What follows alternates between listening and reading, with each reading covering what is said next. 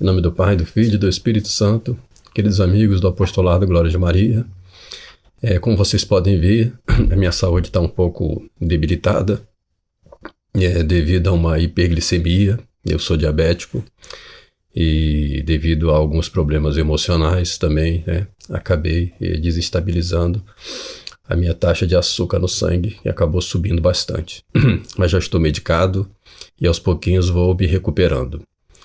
Mas eu estou fazendo esse esforço para poder gravar o encerramento da nossa série Dom Marcelo Lefebvre, um bispo vestido de branco. E para fazer o encerramento dessa série, eu gostaria de fazer algumas observações. Primeiramente, dizer que é de minha inteira responsabilidade essa interpretação do terceiro segredo de Fátima. É uma interpretação pessoal minha e evidentemente está sujeita a erros, É claro que podem haver muitos erros, mas a minha intenção principal com relação a isso foi dizer, há um texto importante aqui, que é o texto da visão dos pastorinhos, E essa interpretação dada pelo Vaticano em 2000 é falsa. O texto é verdadeiro, foi comprovado pelos peritos, peritos capazes, competentes para fazer essa análise. Então, os peritos em caligrafia concluíram que, de fato, a letra da irmã Lúcia. Então, quanto a isto, não vale questionamento até que se faça, novas perícias e que alguns peritos tão competentes quanto estes atestem que esse documento é falso. Enquanto isso não ocorre, nós devemos partir do princípio de que ele é verdadeiro, e é o que eu tenho feito. Então, analisando esse texto, que me parece um texto muito importante, eu fiz a interpretação do bispo vestido de branco, aplicando-a a Dom Marcelo Lefebvre. E por que eu fiz isto? Primeiro porque esse texto da mensagem de Fátima aplica-se ao século XX. E por que eu penso que aplica-se ao século XX? Porque o século XX, de fato, viveu acontecimentos históricos de profunda gravidade. São 3 guerras mundiais, podemos chamar assim. A Primeira Guerra Mundial, a Segunda e o Concílio Vaticano II.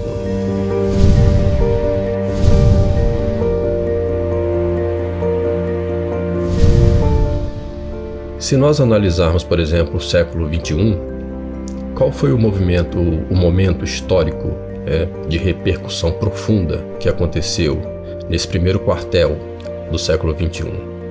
Eu direi, senhores, nenhum, absolutamente nenhum. Absolutamente nenhum. 11 de setembro, epidemia do Covid, nada disso modificou absolutamente nada. Mas o século XX, sim, teve consequências muito profundas, muito mais do que se possa imaginar. E no século XX, o único prelado que se levantou e que fez algo efetivamente foi Dom Marcelo Lefebvre. E é por isso que o nome de Dom Marcelo Lefebvre ficou registrado na história. O nome dos grandes homens não fica registrado na história por acaso. Há uma razão para isso. Outros também se levantaram contra o Concílio Vaticano II, mas o nome que ficou marcado foi Dom Marcelo Lefebvre. Isso porque a ação dele foi mais contundente. Ele ousou fazer um seminário para formar padres de acordo com a tradição da Igreja Católica de 2000 anos. Ele ousou continuar celebrando a missa no rito de sempre. E ele ousou, por final, sagrar 4 bispos para que se mantivesse viva a Igreja Católica. E não pensem os senhores que Dom Marcelo Lefebvre foi leviano ao fazer isso. Ele fez porque ele tinha plena consciência da realidade histórica que ele vivia. E ele dizia: Roma está em apostasia, meus amigos. Essas não são palavras jogadas ao vento. Roma está em apostasia. E a apostasia, segundo a tradição e a Sagrada Escritura, só acontecerá uma única vez na história, a grande apostasia, e é depois da grande apostasia que virá o anticristo. Então, eu quero fazer um apelo aos padres da Fraternidade Sacerdotal São Pio X e aos padres da Resistência. Aos demais, esse apelo também pode se aplicar, mas esse meu apelo é especialmente aos padres da Fraternidade e da Resistência, porque para os outros padres da tradição, como por exemplo os padres acordistas, a Ecclesia Dei, e os outros que estão dentro da jurisdição ordinária da nova igreja, da nova religião do homem, eles não têm Dom Lefebvre como uma figura importante nessa história. Para eles, Dom Lefebvre não precisava fazer sagração de bispos, porque afinal de contas a igreja não estava numa crise tão profunda, não havia apostasia. Mas para os padres da Fraternidade Sacerdotal São Pio X e da Resistência, pensar dessa mesma maneira é um suicídio. Não diminuam o papel de Dom Marcel Lefebvre na história. Dom Marcel Lefebvre não era um homem leviano. Quando ele fez a sagração, não pense que ele fez sem dor. Ele sabia o que estava fazendo. Ele tinha plena consciência das consequências que viriam sobre ele. E ele mesmo assim o fez, porque também tinha plena consciência do que ele teria que responder diante de nosso Senhor Jesus Cristo. Era um momento histórico. Não há nenhum homem no século XXI que se iguale a Dom Marcel Lefebvre.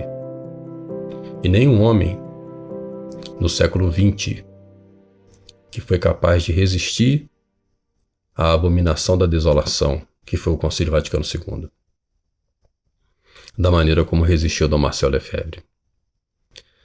Se os padres da Resistência e os padres da Fraternidade gradativamente deixarem de falar de Dom Marcel Lefebvre, a memória de Dom Marcel Lefebvre será apagada, aos poucos será apagada.